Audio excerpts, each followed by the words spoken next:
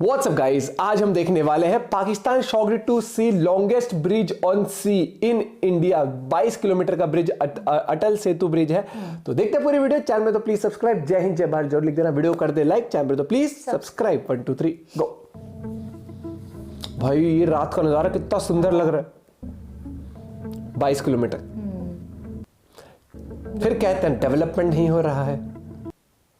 Mumbai trans engineers का एक ऐसा कारनामा। गजब। 22 kilometre the longest sea bridge of India is set to open today. इधर हम उधर तुम, another sign of modern India. उसके बाद हम देखते हैं कहाँ हम कहाँ वो। द लॉन्गेस्ट सी ब्रिज, जिसकी आवाज दूर दूर तक सुनाई दे रही है। इस पुल की सबसे बड़ी खासियत यह है कि इसके नीचे से दुनिया का सबसे बड़ा मालवाहक जहाज भी निकल सकता है। ये भारत ने कर लिया।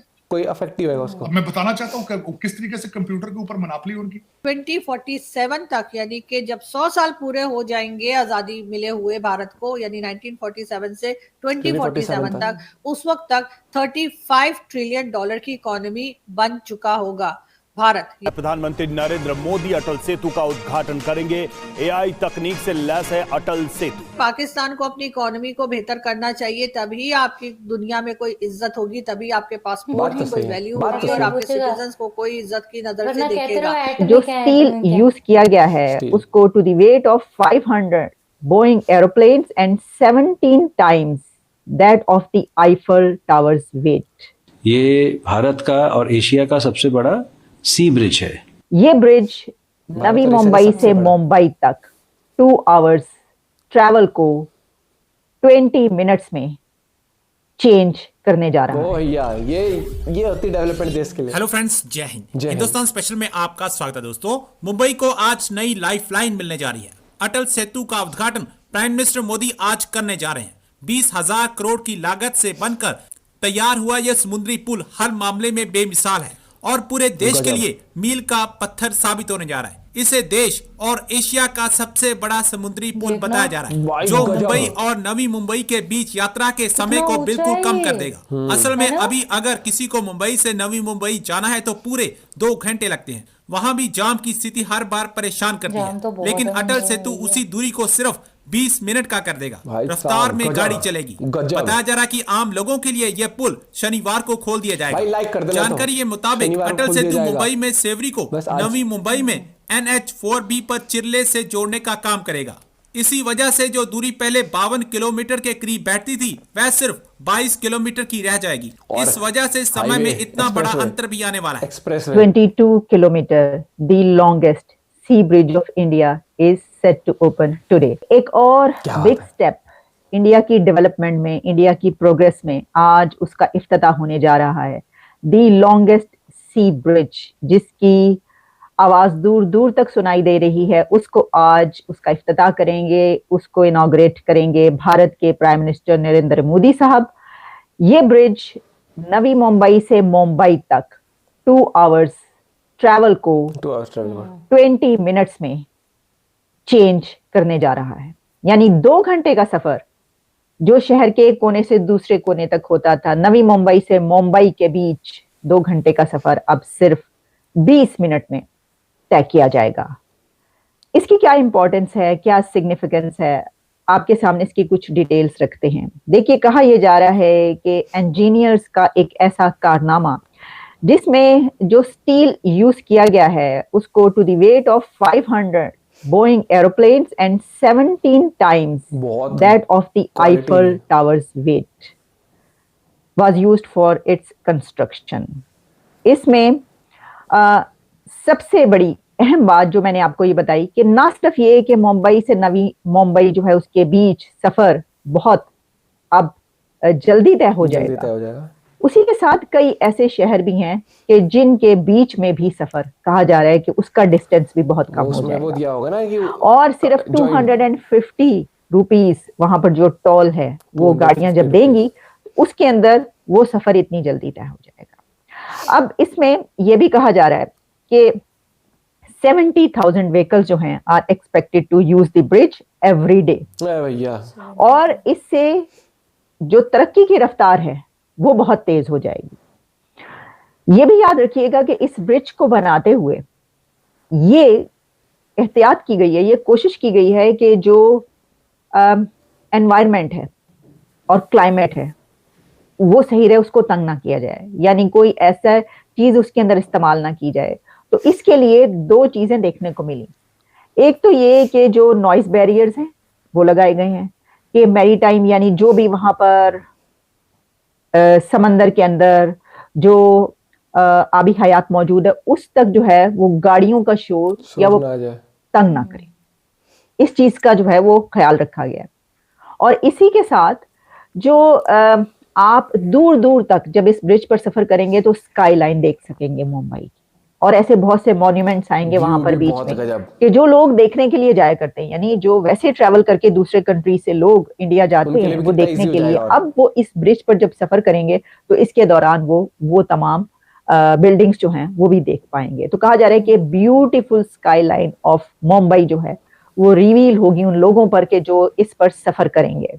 और सफर करने वाले मैंने आपको बताया कि वहाँ पे इतना ज्यादा ट्रैवल होता है और जो ये बहुत ज्यादा, क्योंकि पहले भी ट्रैफिक और वो हुआ करता था, तो 70,000 जो है इससे भी ज्यादा रश जो है वो बढ़ जाएगा। लेकिन इस ब्रिज पर जो है वो ये ख्याल रखा गया है कि कौन सी गाड़ी जो है वो जा सकती है। इसमें भी कुछ बहुत सारी चीजें ऐसी हैं जो हमारे सामने आ रही हैं, लेकिन इसको जब इफ्तिताह करने नरेंद्र मोदी साहब आज पहुंच रहे हैं तो देखें उसमें ना सिर्फ वो इसका इफ्तिताह करेंगे उनके वजीर आजम, बल्कि इसके साथ उन्होंने 2 से 3 प्रोजेक्ट और ऐसे हैं जिनको आज अनाउंस करना है। और वो कौन कौन से हैं वो भी हमारे सामने आ जाएगी। कहा जा रहा है कि the MTHL will be a 6 lane sea link जो है, यानी ये जो सी लिंक है ये 6 लेन है विद 16 पॉइंट यानी 16.5 किलोमीटर जो है वो स्ट्रेच ऑन सी है, जबकि 5.5 किलोमीटर ऑन लैंड है। ये भी इसकी एक खुसूसियत है कि इतना जो है किलोमीटर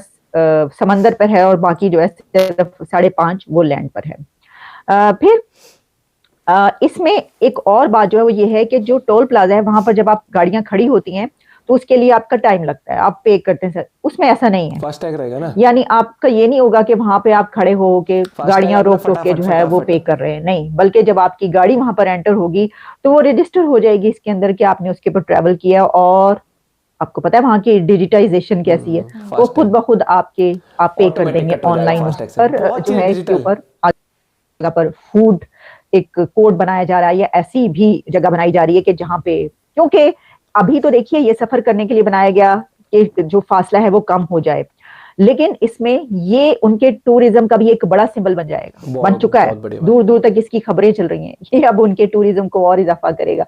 लोग इस ब्रिज पर आएंगे कि चलें हम स्काई लाइन देखें मुंबई की और यहाँ से जाके हम देखें, तो वहां पर फूड के लिए भी कुछ ऐसे प्लाजास बनाए जाएंगे एक जगह पर, या बनाए जा रहे हैं कि जहाँ पर लोग रुक के जो है वहां पर अपने आराम से बैठ के सैरो तफरी कर सकेंगे खड़े होके वहां पे सारा। ऐसा मैंने कहा कि वो कहा यह जा रहा है कि बहुत ही खूबसूरत जो है वो एक सी का जो व्यू है वो आपको नजर आएगा वहां पे खड़े होके, आप देख सकते हैं। कर दिया है ये तो भाई, पहले तो ये देखो कि जो रात का नजारा दिखाया कितना सुंदर लेकिन था। जैसे इतने सारे बन रहे हैं ना, अब अगर मैं यूपी की बात करूं, ठीक है, एलिवेटेड, पहले वहां से घर तक, मेरे घर तक जाने में कितना टाइम लग जाता था, वो मेरठ उससे हापुड़ मेरठ वाले जो मेन रोड से आते थे। तरक्की कर रहा है भैया। और अगर देखो ना, मेरा गांव मेरठ के पास है, ठीक है, गाजियाबाद से मेरठ जाने के लिए वो जो हाईवे बना हुआ है पूरा, देखा है वो हाईवे बना है ना पूरा, पहले हम जाते थे इतना पता नहीं कहाँ से निकलने बहुत टाइम लग जाता था।